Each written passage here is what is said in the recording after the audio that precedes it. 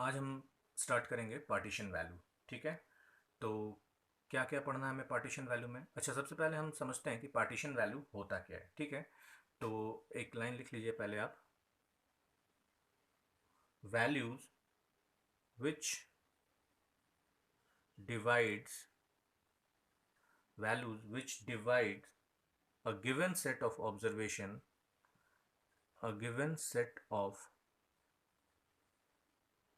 observations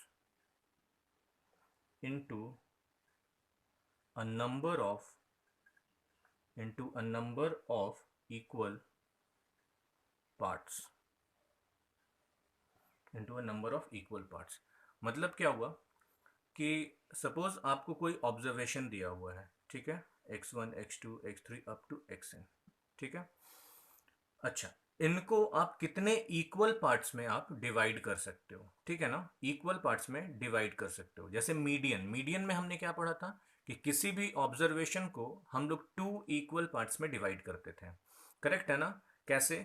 देखो, अगर मेरा x1 x2 x3 x4 और x5, ठीक है, ये एक ऑब्जर्वेशन मानो दिया हुआ है और ये अरेंज करके दिया हुआ है असेंडिंग ऑर्डर में। तो मीडियन क्या निकलता था यहाँ से? हमारा जो मिडिल मोस्ट वैल्यू होता था वही मेरा मीडियन होता था। बट एक्चुअली ये मीडियन करता क्या था? इस ऑब्जर्वेशन को देखो दो इक्वल पार्ट्स में डिवाइड कर देता था। हाफ इधर हाफ इधर, मतलब इसके राइट में हाफ, मतलब दो वैल्यूज हैं, और इसके लेफ्ट में भी दो वैल्यूज हैं। मतलब मीडियन क्या करता है? बेसिकली दो इक्वल पार्ट में डिवाइड करता है। ठीक है ना? तो हम बोल सकते हैं कि मीडियन भी एक पार्टीशन वैल्यू है। ठीक है, मीडियन भी क्या है? एक पार्टीशन वैल्यू है। बट मीडियन हमने पहले ही पढ़ लिया है। ठीक है ना, पहले हमने मीडियन को समझ लिया है। ठीक है। तो इस चैप्टर में मीडियन के अलावा और कौन कौन से पार्टीशन वैल्यू है वो हमें पढ़ना है। क्लियर है बात? ठीक है। तो चलिए देखते हैं कि मीडियन के बाद कौन कौन सा वैल्यू हमें करना है। तो पार्टीशन वैल्यू में हमें तीन वैल्यूज पढ़ना है। ठीक है ना? फर्स्ट है आपका क्वार्टाइल। क्वार्टाइल, ठीक है। फिर डिसाइल, और थर्ड है आपका परसेंटाइल। ठीक है, क्वार्टाइल, डिसाइल एंड परसेंटाइल, ये तीन चीजें हमें पढ़नी है। ठीक है ना? तो ये भी क्या करते हैं? सेट्स ऑफ ऑब्जर्वेशन को इक्वल पार्ट्स में डिवाइड करते हैं। जैसे मीडियन टू इक्वल पार्ट्स में डिवाइड करता है, क्वार्टाइल क्या करता है? फोर इक्वल पार्ट्स में डिवाइड करता है। Four equal parts. डिसाइल क्या करता है? टेन इक्वल पार्ट्स में डिवाइड करता है। और परसेंटाइल क्या करता है?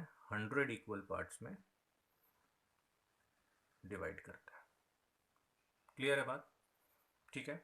अच्छा, जैसे मीडियन टू इक्वल पार्ट्स में डिवाइड करता था, तो वहां मीडियन कोई एक वैल्यू होती थी। ठीक है, मीडियन का कोई एक वैल्यू होता था। ठीक है ना? इसी तरह अगर क्वार्टाइल फोर इक्वल पार्ट्स में डिवाइड करता है तो कितने क्वार्टाइल होंगे यहाँ पे? ठीक है। और कितने डिसाइल होंगे अगर वो टेन इक्वल पार्ट्स में डिवाइड करता है तो? और कितने परसेंटाइल होंगे अगर वो हंड्रेड इक्वल पार्ट्स में डिवाइड करता है तो? ठीक है ना? थोड़ा देर सोचोगे वीडियो पॉज करके और फिर देखोगे। ठीक है। तो चलिए देखते हैं कि अगर क्वार्टाइल फोर इक्वल पार्ट्स में डिवाइड करता है तो कितने क्वार्टाइल होंगे। ठीक है। चलो एक एग्जाम्पल पहले आपको लेता हूँ। सपोज एक लाइन है, स्ट्रेट लाइन। ठीक है। मैंने बोला इसे दो इक्वल पार्ट्स में डिवाइड करो, तो इसमें कितना ब्रेक देना होगा आपको? ठीक है, एक बीच से कट देना होगा, और ये देखो आपका दो इक्वल पार्ट में ये डिवाइड हो गया। तो इसी को बोलते हैं हम लोग मीडियन। ठीक है। अब अगर इसी लाइन को मैं बोलूं कि फोर इक्वल पार्ट में डिवाइड करो, तो कितना कट देना होगा आपको? देखो, वन, टू, थ्री, हो गया ना four equal part. First part, second part, third part and fourth part. ठीक है। इसी को बोलेंगे हम लोग क्वार्टाइल। देखो, Q1, Q2, Q3। तो बेसिकली क्वार्टाइल में कितने वैल्यूज होंगे? तीन, Q1 Q2 Q3। इसी तरह अगर डिसाइल को देखें, अगर बोला मैंने इसको कि टेन इक्वल पार्ट्स में डिवाइड करो, तो क्या करोगे? One, two, three, four, five, six, seven, eight, nine. देखो, एक, दो, तीन, चार, पाँच, छः, सात, आठ, नौ, दस, टेन इक्वल पार्ट्स में डिवाइड हो गए। और इसको डिनोट करते हैं D1, D2, D3, D4 and so on up to D9। ठीक है, और इसी तरह परसेंटाइल को 100 इक्वल पार्ट्स में डिवाइड करते हैं। ठीक है, तो कितने हो गए परसेंटाइल में, कितने हो गए 99%। ठीक है, तो 99 वैल्यूज होंगे परसेंटाइल में, डिसाइल में 9 वैल्यूज होंगे, क्वार्टाइल में 3 वैल्यूज होंगे क्वार्टाइल के, और मीडियन में सिर्फ एक वैल्यू होता है, एक मीडियन होता है आपका। ठीक है, चलिए तो हम लोग स्टार्ट करेंगे क्वार्टाइल से। ठीक है ना, कि क्वार्टाइल निकालते कैसे हैं। तो चलिए सीधे क्वेश्चंस पे चलते हैं। ठीक है ना, सीधे क्वेश्चंस पे चलते हैं, या पहले आप समझ लो क्वार्टाइल कैसे निकालते हैं। ठीक है, देखो जैसे मीडियन में क्या होता था कि अगर मेरे ऑब्जर्वेशंस दिए हुए हैं, सपोज एक्स है, x1, x2, x3 up to xn। ठीक है, तो दो इसमें बातें हम लोग कंसिडर करते थे कि ये ऑब्जर्वेशन ऑड है, नंबर ऑफ इसमें एलिमेंट्स जो है वो ऑड है या फिर इवन है, और हम लोग उसके अकॉर्डिंगली निकालते थे। करेक्ट है ना, बट यहाँ पे इन चीज़ों को कंसीडर नहीं करना है। ठीक है, इन चीज़ों को कंसीडर नहीं करना है। ठीक है, यहाँ सिर्फ एक ही फॉर्मूला अप्लाई होगा। ठीक है, जैसा हम लोग वहाँ पे मीडियन में ऑड के लिए करते थे। ठीक है, एक ही फॉर्मूला अप्लाई होगा। ठीक है, और इवन के लिए कैसे करेंगे वो हम आपको बताएंगे क्वेश्चन से। ठीक है, तो चलते हैं। तो यहाँ इन दोनों को नहीं लेना है। ठीक है ना, तो चलो कैसे करेंगे आपका। तो हमारे पास कितने वैल्यू होते हैं क्वार्टाइल के, 3 ना, Q1, Q2, Q3। ठीक है, कैसे निकालते हैं। अच्छा, ऑड के लिए मीडियन कैसे निकालते थे, n+1/2 करते थे। ठीक है, क्योंकि वो 2 इक्वल पार्ट में डिवाइड करता था, ये 4 इक्वल पार्ट में डिवाइड कर रहा है क्वार्टाइल, इसलिए divided by 4th term. Correct है। ठीक है, Q2 n+1/4 तो यहाँ होगा ही, 2 है इसलिए ट्वाइस। ठीक है, अच्छा ये हो जाएगा n+1/4 टर्म, और थर्ड है इसीलिए 3 से यहाँ पे मल्टीप्लाई करोगे। ठीक है ना, अच्छा ये देखो, ये 2 से ये तो कट जाएगा, तो यही इसको बोल सकते हैं ना कि सेकेंड क्वार्टाइल हमेशा मेरा मीडियन देता है, मीडियन की वैल्यू देता है, बोल सकते हैं। क्लियर है, चलिए चलिए एक क्वेश्चन करेंगे। Find Q1, Q2, Q3 from the following data. ठीक है ना, from the following data. Data क्या है आपका, चलो डेटा है आपका 82, 56, 90, 50, 120, 75, 80। ठीक है, 80। ठीक है ना, कैसे करेंगे इसको। तो देखो जैसे मीडियन में हम लोग इसको अरेंज करते थे, यहाँ भी हम क्या करेंगे, सबसे पहले अरेंज करेंगे। ठीक है ना, फर्स्ट स्टेप। तो फर्स्ट स्टेप आपका सोल्यूशन में इसको अरेंज करना होगा। ठीक है, तो अरेंज करेंगे तो क्या होगा अरेंजमेंट मेरा, देखो 50, 56, 75, 80, 82, 90 एंड 120। ठीक है, देखो 1 2 3 4 5 6 7, 1 2 3 4 5 6 7। ठीक है, ये अरेंजमेंट हुआ आपका। ठीक है, असेंडिंग ऑर्डर में। अब यहाँ से हम लोग Q1, Q2, Q3 आराम से निकाल सकते हैं। ठीक है ना, तो Q1 क्या होगा बताओ आप, Q1 होगा n+1/4 टर्म। ठीक है, तो n कितना है आपका 7, तो 7+1 8/4 ना, 8/4 दैट इज सेकेंड टर्म। ठीक है, और सेकेंड टर्म है क्या मेरा 56, तो 56 हो गया आपका Q1। ठीक है, Q2 आप लोग निकालोगे, मैं आप लोगों को Q3 बता रहा हूँ फिर। ठीक है, तो Q3 में क्या हो जाएगा देखो, 3 n+1/4 टर्म। ठीक है, तो n+1/4 टर्म कितना आएगा भाई, 3 × 8/4 term that is 3 × 2 6, sorry 3 × 2 6 term. ठीक है, और 6 टर्म कितना है, 1 2 3 4 5 6 90। तो ये हो गया मेरा Q3। ठीक है, तो ये हो गया आपका Q1 और ये हो गया आपका Q3। ठीक है, Q2 आप निकालोगे, Q2 आएगा यहाँ पे 80। क्लियर है बात, ठीक है, समझ आया। अच्छा चलो नेक्स्ट क्वेश्चन जो करेंगे, यहाँ तो हमारा था कि ये 1 2 3 4 5 6 7 था, ठीक है ना। तो ऑड था यहाँ पे, ठीक है ना, ऑड नंबर ऑफ ऑब्जर्वेशन है। अगर इवन आ जाता है, इवन नंबर ऑफ ऑब्जर्वेशन आएगा, तो हम क्या करेंगे, सेम क्वेश्चन को करेंगे पर इवन ऑब्जर्वेशन से, ठीक है। चलो चलो सेम क्वेश्चन है आपका, ठीक है। क्या एक ऑब्जर्वेशन बढ़ा दो इसमें, चलो 130 मैंने ले लिया, ठीक है। तो ये जो अरेंजमेंट है ये ठीक ही है, 130 यहाँ पे मैंने इंक्रीज कर दिया, सही है, सेम अरेंजमेंट में आपका हो जाएगा, ठीक है। तो यहाँ पे कितने हैं, 1 2 3 4 5 6 7 8, 8 है, मतलब इवन नंबर ऑफ ऑब्जर्वेशन है यहाँ पे। तो इवन नंबर ऑफ ऑब्जर्वेशन है तो कैसे करेंगे यहाँ पे, चलिए अगेन Q1 निकालते हैं, ठीक है। तो Q1 हो जाएगा n+1/4 टर्म, ठीक है। कितना होगा यहाँ पे, अगेन वही, कितना है यहाँ, 1 2 3 4 5 6 7 8, तो 8+1 9/4 टर्म। तो 9/4 कितना हो रहा है आपका, देखिए कैलकुलेट करके, 2.25 टर्म, ठीक है। अब ये 2.25 टर्म आया, इससे कैसे सॉल्व करेंगे, ठीक है ना। तो देखो कैसे फाइंड आउट करते हैं यहाँ से, जब आपके पास ऑब्जर्वेशन इवन हो तब, ठीक है। देखो इसको लिखने का तरीका है, 2.25 को हम ऐसे लिख सकते हैं, सेकेंड टर्म प्लस 0.25 लिख सकते हैं। और ये जो 0.25 है, इसके साथ मल्टीपल करो, किसको, देखो सेकेंड टर्म है मेरा सेकेंड, ठीक है। और 0.25 मतलब 2.25 कहीं यहाँ पे होगा, सेकेंड टर्म से थोड़ा ज़्यादा है ना, 2.25 टर्म है, तो सेकेंड टर्म से ज़्यादा होगा, तो यहाँ कहीं लाई करेगा। तो इन दोनों के बीच का डिफरेंस ले लो आप, मतलब third term minus second term, ठीक है।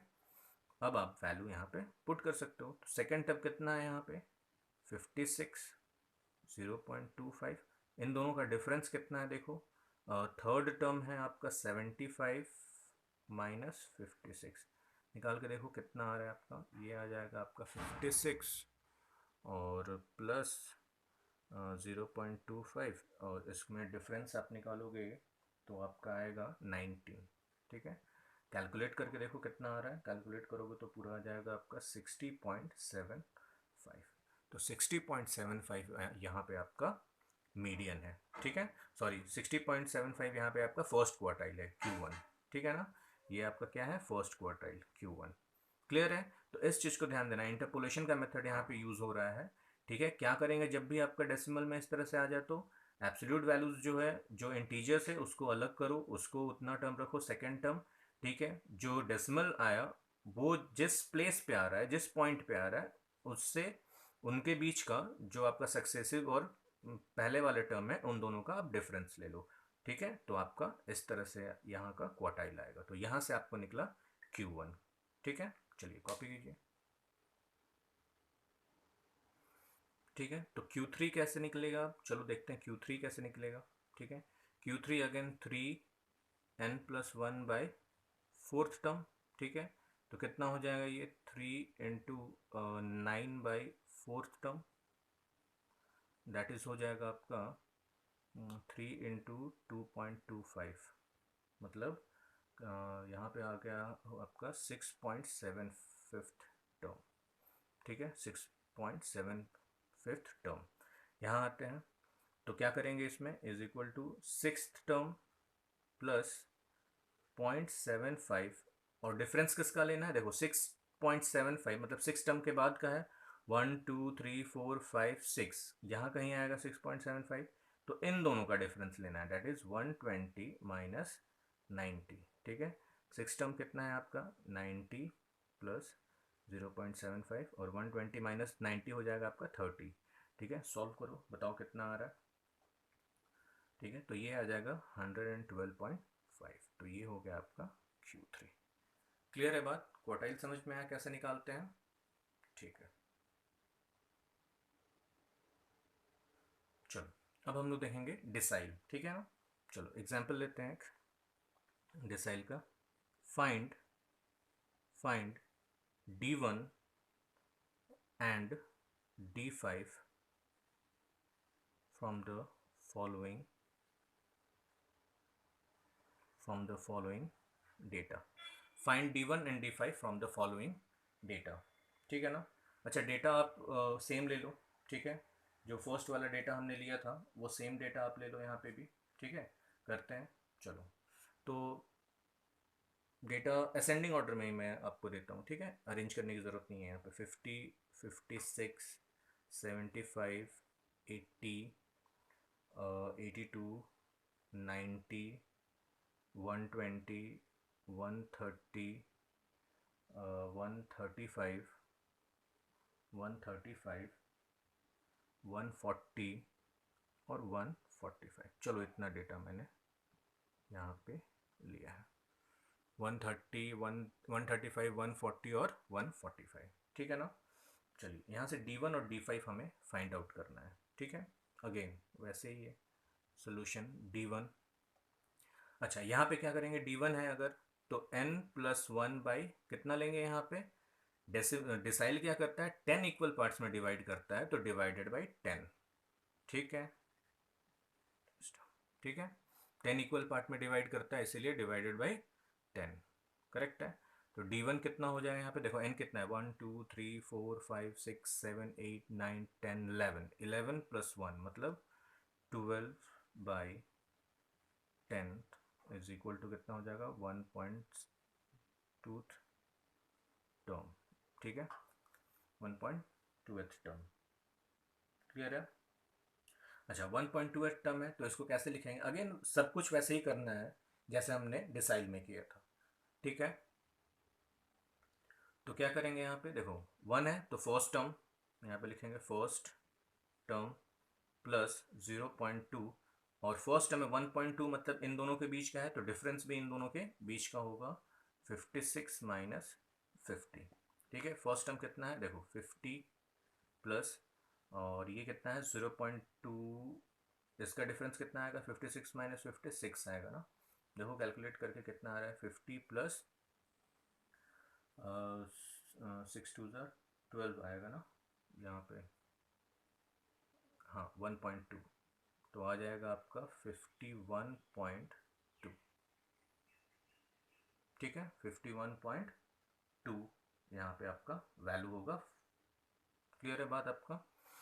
चलिए तो ये फर्स्ट था 1.2, तो फर्स्ट टर्म लिया, फर्स्ट टर्म है आपका 50.2, इन दोनों में 56 माइनस 56 आया, 6 2 ज़ा 1.2, ये हो गया 51.2 आपका हो गया D1, ठीक है ना। तो ये फर्स्ट डिसाइल आपका हुआ, ठीक है। इसी तरह D5 आपको निकालना है, ठीक है, चलो ट्राई करो एक बार D5 निकालना। चलो तो D5 कैसे निकालेंगे, देखो n+1/10th टर्म तो होता ही है, ठीक है, और D5 निकालना है तो 5 से मल्टीप्लाई करो यहाँ पे, ठीक है।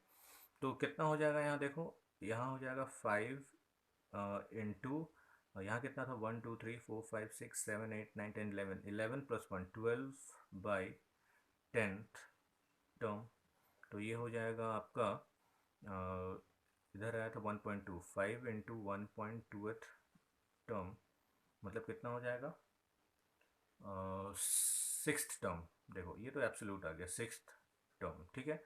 तो काउंट कर लो, यहाँ पे कोई भी डेसिमल नहीं है यहाँ पे, तो कोई दिक्कत नहीं है, यहाँ पे डायरेक्टली देख लेंगे कौन सा सिक्स टर्म है, तो 1 2 3 4 5 6 90, ठीक है, तो 90 आपका हो गया D5, ठीक है, फिफ्थ डिसाइल, क्लियर है।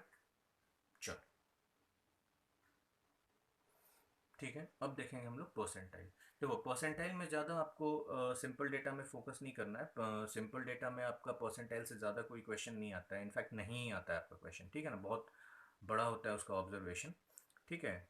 तो जैसे आपने डिसाइल निकाला, जैसे आपने क्वार्टाइल निकाला, परसेंटाइल भी आपका सेम तरीके से निकलेगा, ठीक है, सेम तरीके, बस यहाँ पे आपका n+1 डिवाइडेड बाई 100 कर देना है, ठीक है ना। यहाँ पे क्या करना है, बस आपको n+1 डिवाइडेड बाई 100 करना है, और जो भी निकाल रहे हो, मान लो कि 23rd परसेंटाइल निकाल रहे हो तो 23 से मल्टीप्लाई कर दो, तो इस तरह करके हम लोग यहाँ पे परसेंटाइल निकालेंगे, ठीक है ना।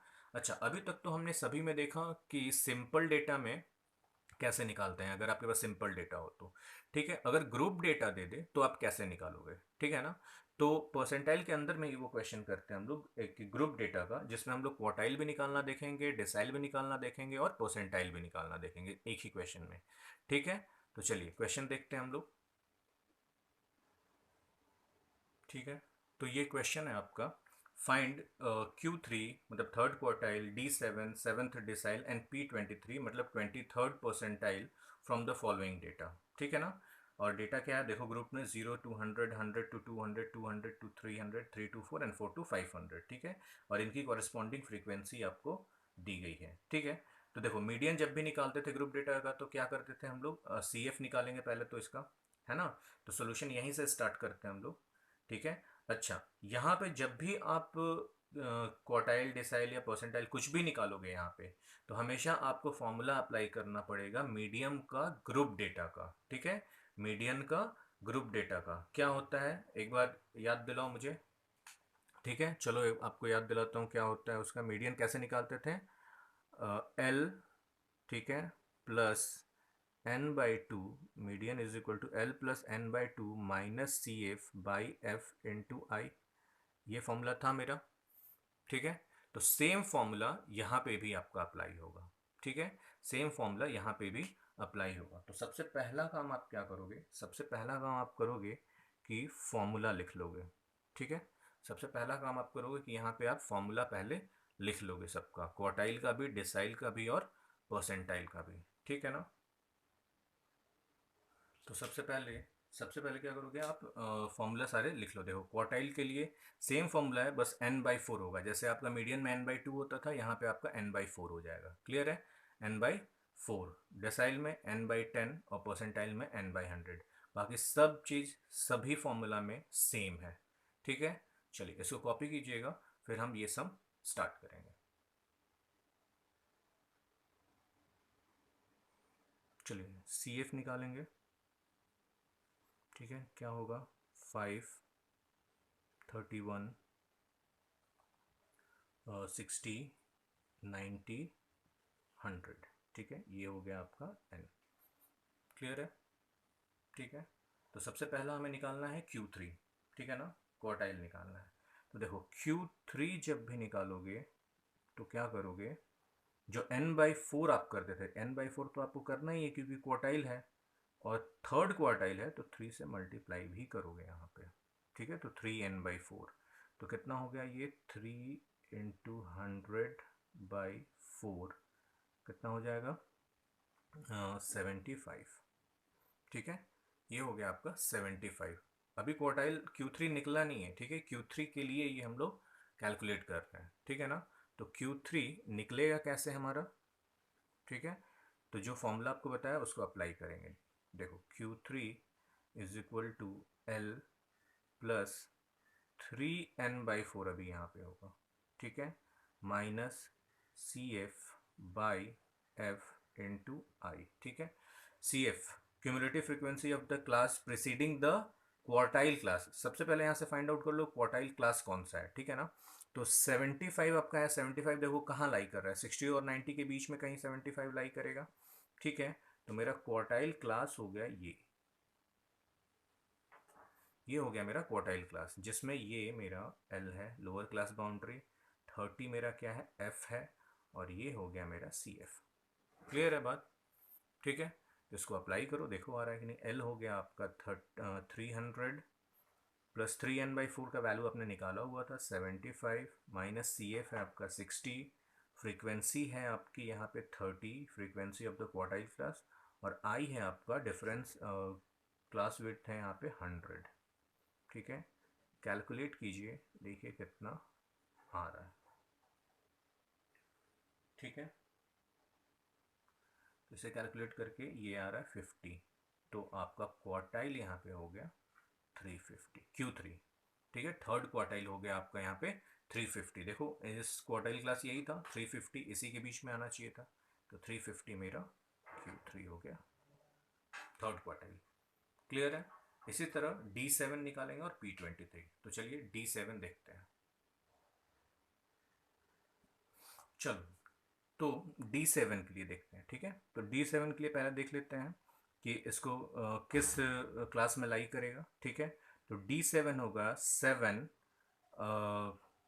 n/10, डिसाइल निकाल रहे हैं इसीलिए n/10। तो कितना हो जाएगा 7 इंटू 100, n मेरा 100 है, बाई 10, तो ये हो जाएगा आपका 70। तो 70 देखो अगेन आपका 60 और 90 के बीच में ही लाई कर रहे हैं, ठीक है। तो ये हो गया आपका डिसाइल क्लास, ठीक है। तो इसकी लोअर क्लास बाउंड्री भी यही L, अगेन उसी फॉर्म में आप पुट कर दो फॉर्मूला में, D7 is equal to L plus, यहाँ आप पुट करोगे 7n/10 minus CF by F into I, ठीक है। L देखो कितना है 300 प्लस इसकी वैल्यू आपकी 70 आई थी, माइनस CF है आपका 60/30 इंटू 100, ठीक है। कैलकुलेट करो, देखो कितना आ रहा है, ठीक है। यहाँ कितना आएगा 33.3, ठीक है। तो ये हो जाएगा आपका 333.3 आपका होगा D7 की वैल्यू। क्लियर है, D7 की वैल्यू समझ आ रहा है सभी को ना। चलो अब हम करेंगे P23, ठीक है। P23,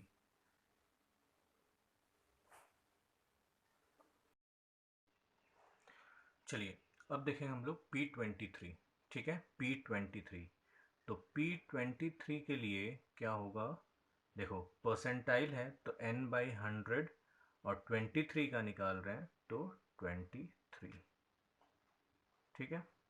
कितना हो जाएगा ये 23 इंटू 100/100, n क्योंकि मेरा 100 था, तो ये हो जाएगा आपका 23, ठीक है। ये हो जाएगा आपका 23। तो देखो 23 कहाँ लाई कर रहा है, CF में देखो 5 और 31 के बीच में, करेक्ट है ना। 23 आपका 5 और 31 के बीच में, तो यहाँ के लिए आपका ये हो जाएगा परसेंटाइल क्लास, ठीक है। क्या होगा परसेंटाइल क्लास, तो फॉर्मूला अप्लाई कीजिए ज़रा।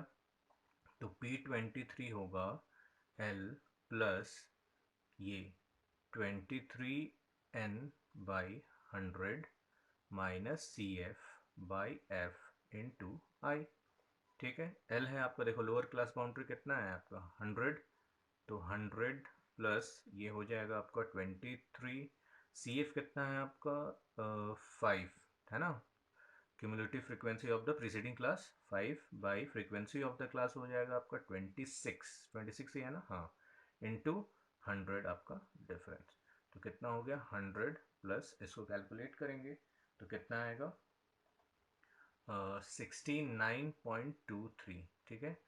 तो वैल्यू हो जाएगा 169.23, तो ये हो गया आपका P23, ठीक है। जो इसके बीच में लाई कर रहा है, देखो 169.23 इन्हीं के बीच में लाई कर रहा है, 100-200 के बीच में, ठीक है। तो ये हो गया आपका पार्टीशन वैल्यू कंप्लीट, ठीक है। पार्टीशन वैल्यू कंप्लीट जिसमें हमने देखा क्वार्टाइल, डिसाइल एंड परसेंटाइल, ठीक है। चलो है, थैंक यू।